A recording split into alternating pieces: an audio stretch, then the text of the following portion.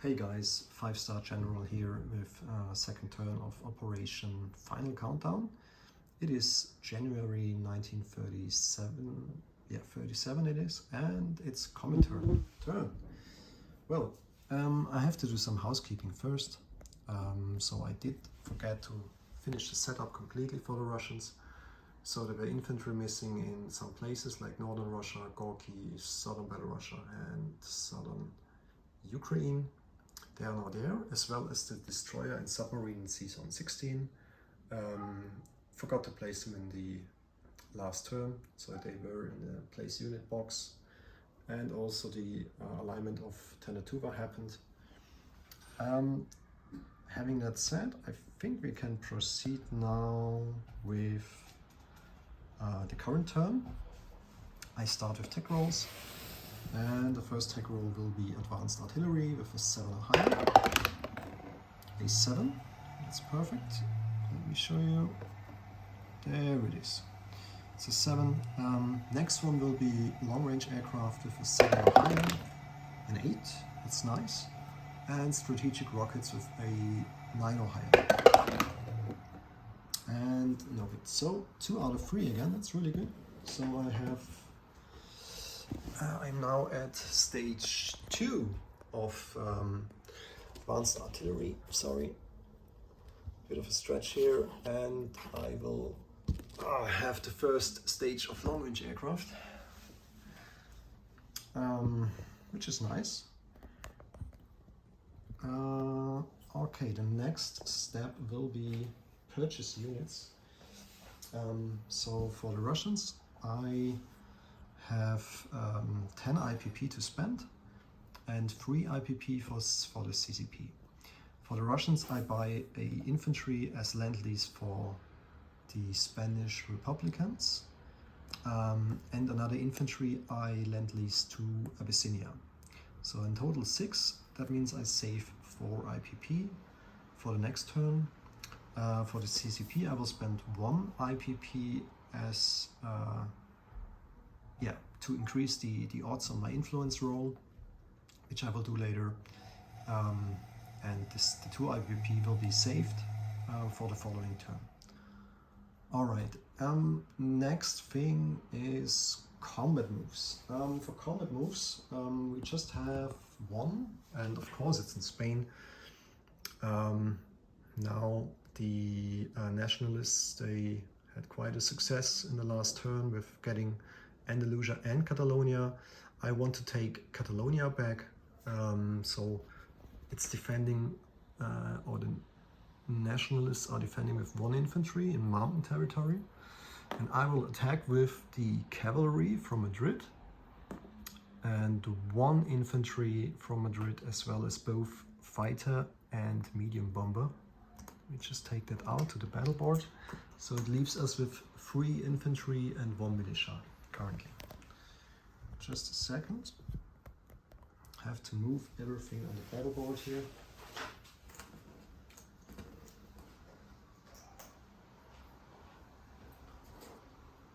So I hope this is a quick round. So the battle board looks like this. We have a infantry attacking at A1, cavalry attacking at A2 because of mountain territory, and the fighter at 6 and medium bomber at 7. The infantry is defending at A4. So let's see what we got here.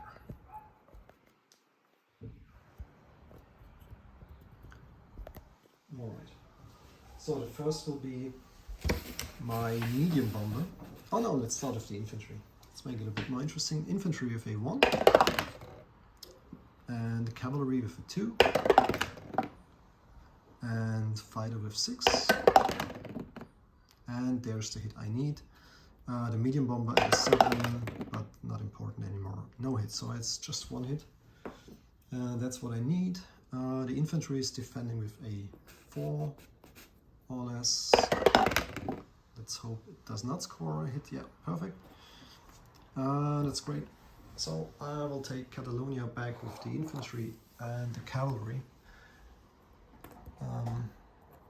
I will not attack Asturia Navarre. I could just walk in, but I'm a bit afraid of getting attacked in Madrid.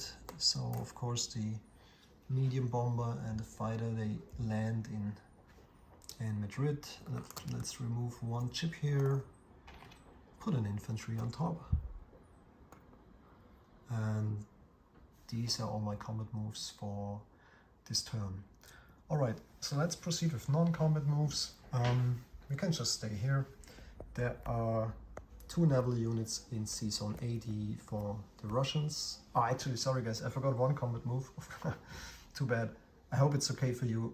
If not, please let me know. My fleet from the Republicans, they will attack the single destroyer, the single transport here from the nationalists.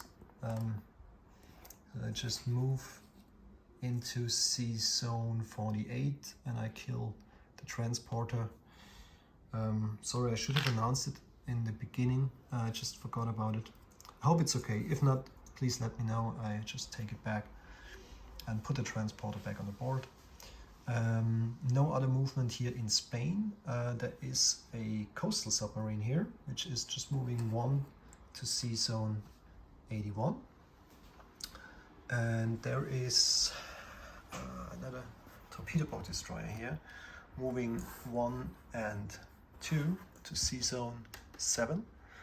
The submarine here is moving 1 to sea zone 54, 2 to sea zone 89, and 3 to sea zone 88. Just stays there. Here in the eastern part of Russia, the infantry from Amur will move back to Chita, joining the guys there. The cavalry will move 1 to Chita as well, and the infantry will move 1 to Buratsia. The militia will rail to Promorsky Krai, and let me check. 2 units in Turkmenistan will stay. The unit in Transcaucasia will stay. Let me check about this. So we have an infantry in Taurida. It will move up to eastern Ukraine, as well as the southern Ukraine unit would also move to eastern Ukraine, sorry. As well as 1 infantry from Kiev will go to eastern Ukraine as well. So we have now 4 infantry here. The infantry from southern Belarus will move to Smolensk. The unit from Smolensk will move to Western Russia, and the Western Russia unit will move up to Karelia, as well as the Northern Russia unit will move to Karelia as well. I will do a disposition of my forces at the end of the turn, so no worries, we will talk about that. The infantry in Moscow will move to Western Russia. The infantry from Gorky will move to Moscow, and the infantry in Donmanik will move to Orekursk, so I put it on a task marker. The motorized from Stalingrad will move also to Orekursk, so Donmanik 1, and the second move is to Orekursk. So it's pretty easy to see what's going on here. The infantry from Kalmitskaya will move 1 to Stalingrad. Okay, the planes, they will move, so at least the TAC bomber will move to Leningrad, as well as the fighter from Moscow as well. And the fighter from Orekursk will also move to Leningrad as well. Sorry, I knocked off the coastal artillery here. Okay, there is no non-combat move for CCP because they have no territory to move, but they will now do the influence roll. Remember, I need a 1 and I spent 1 IPP, so I get a 2, and I would like to influence the northeastern warlord. Do I really want it? yeah, give it a try. So it's the northeastern warlord around Peking. I need a 1 or a 2. 11. That was no hit. We can proceed now with recruitment roll for the Republicans. I need a 3 or less. A 1. That's really nice. That was very important to get these recruitment roll for the Spanish Republicans. Wow, so happy about it. So the second recruitment roll will be for CCP, and I need a 1. And of course, nothing for the CCP. But the one for Spain was more important, to be honest. Let's see, so we have already 1 militia there. I will add another 2. So let me just get some gray chips here. Let me put the camera in the correct position. Whew. I'm a lucky guy. So 2 chips placed underneath the militia. So I have now 3 militia, 3 infantry, a medium bomber and a fighter in Madrid. And in Catalonia there is a cavalry and the infantry. I will now go to placement of units. The infantry lend-lease to the Spanish Republicans will go from, as last time, will be produced in Overkursk. We'll move down to Crimea, and from there, also in the Crimea, it's southern Ukraine, and from there I just go through all the sea zones and end up in Murcia, Valencia. So as I didn't control Catalonia at the beginning of my turn, I don't think I'm allowed to send units there, so I will just place an infantry in Murcia, Valencia. The naval units from the Spanish Republicans are all here in Sea Zone 48. And now the Lend-Lease for the Abyssinians will go the same way, so from southern Ukraine all the way through Suez to the small port in French Somaliland.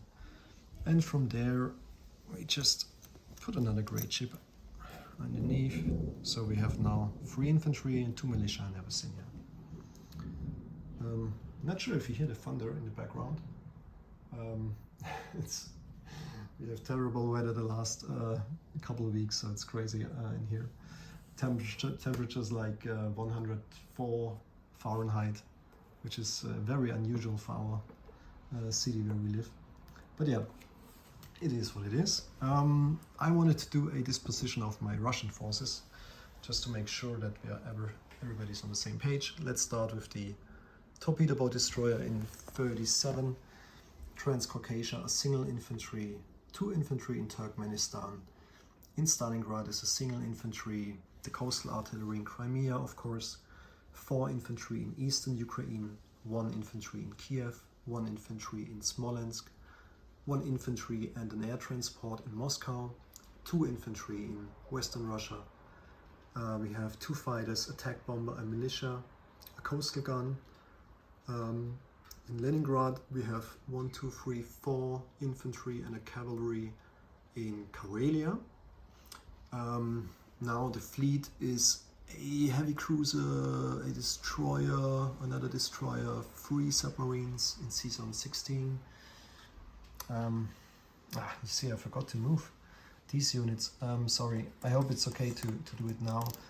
The units from Russia, the light cruiser and the destroyer, will move out of Sea Zone 80 to 1, 2 and 3 to 33. So there's the light cruiser and a destroyer here. Now on the eastern side of Russia there is a single infantry in Buratsia, and in Chita we have 3 infantry and 2 cavalry and 1 motorized, and we have 1 militia in Promorsky Krai. There is a torpedo boat destroyer in Sea Zone 7, and there is a submarine in Sea Zone 88, and I think that covers it. I have started my turn with 10 IPP for Russia. I spent 6 IPP for 2 Lend-Leased infantry, lease ream with 4 plus 8. So I got 12 IPP for Russia next turn. And as I haven't spent the money, or not everything for CCP, I saved 2 IPP plus another 2. That means next turn I have 4 IPP to spend. But there's nothing going on here in China, so let's see what we can do next turn. Alright guys, still having a lot of fun here. I'm really looking forward to the German strategy. I'm guessing why he's not annexing Austria and the other territories. Could be interesting what will happen here in Germany and France and all the other places. So I'm having a lot of fun, guys, and really appreciate it. And I wish you a beautiful day. Bye bye.